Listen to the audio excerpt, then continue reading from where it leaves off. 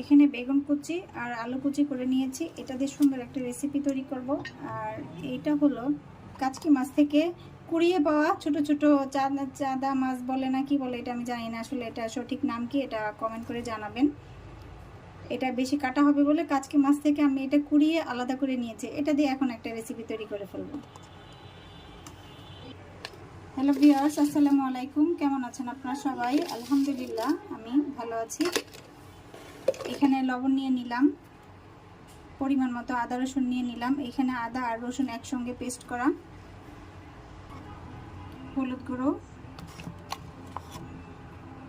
মরিচ গুঁড়ো অল্প দিব, কাঁচামরিচ দিব এই জন্য।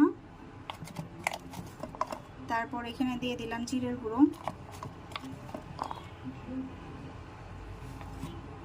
আর ধনের গুঁড়ো অল্প দিব, ধনের গুঁড়ো বেশি দিব না।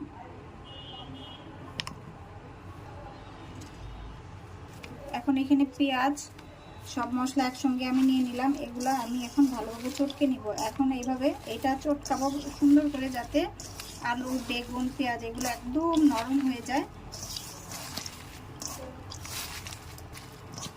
দেখেন মাখাতে মাখাতে এটা নরম হয়ে গেছে। এই যে এখানে সবজিগুলো সব একদম নরম হয়ে গেছে। এখন আমি এখানে টমেটো, ধনেপাতা এগুলো সব দিয়ে আলতোভাবে মেখে নিব।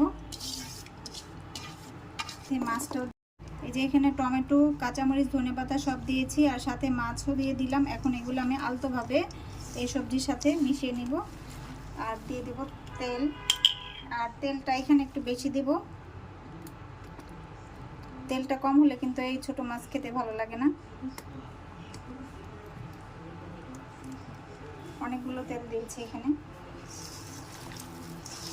এই যে দেখেন আমি এইভাবে আলতো আলতো করে কিন্তু মেখে নিচ্ছি, নাহলে মাছটা টমেটোটা একদম বেশি নরম হয়ে গেলে ভালো লাগবে না, একটু আস্তে আস্তেও থাকবে।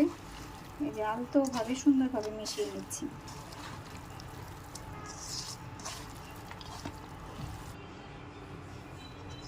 এই যে আমার এটা মাখানো হয়ে গিয়েছে। এই যে দেখেন 3টা জলপাই দিয়েছি, জলপাইগুলো আমি একটু চিড়ে দিয়েছি যাতে একটু হালকা টক বের হয়। আর জলপাইগুলো আমি উপরে উপরে সুন্দরভাবে বসিয়ে দিব। এখন আমি একটু পানি দিব এখানে। এখন আমি একটু হাতটা ধুয়ে পানি দিয়ে দিব, বেশি পানি দিব না আবার।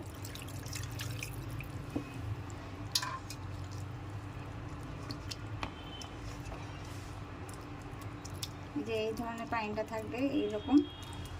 এখন ঢেকে রান্না বসাই দিই।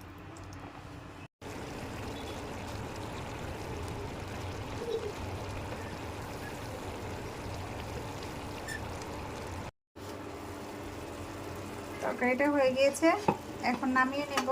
খুব সুন্দর একটা ফ্লেভার বের হয়েছে, হালকা টক টক আবার একদম নেসনেসা টাইপ হয়েছে।